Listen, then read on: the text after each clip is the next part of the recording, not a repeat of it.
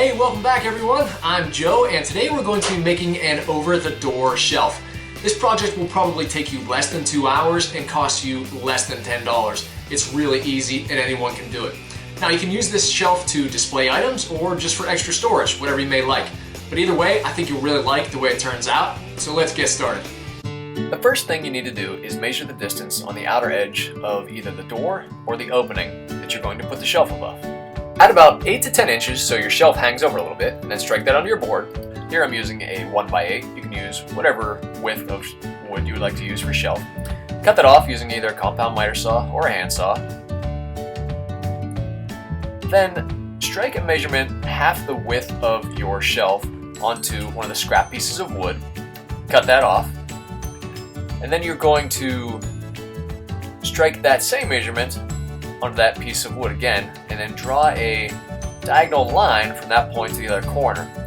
And this is actually going to be the triangular support piece for the bottom of the shelf.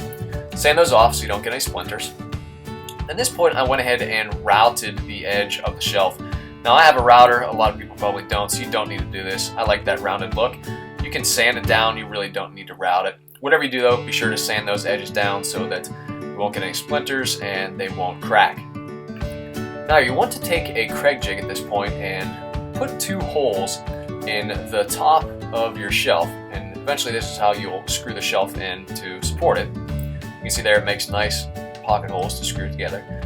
Then take that pocket hole jig and put a pocket hole into each of those triangular pieces.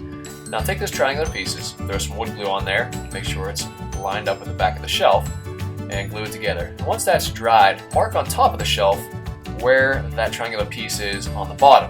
Then at this point you're going to mark a couple of holes and screw pilot holes into there. So you can see I countersunk that, and then screw this down in as well. This was just the easiest way to do it without needing to clamp it.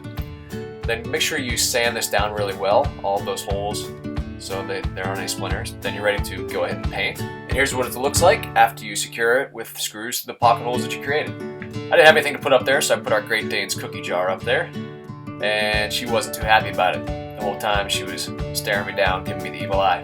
I hope you liked the video, I hope it helped out, and good luck. We'll see you next time. Take care.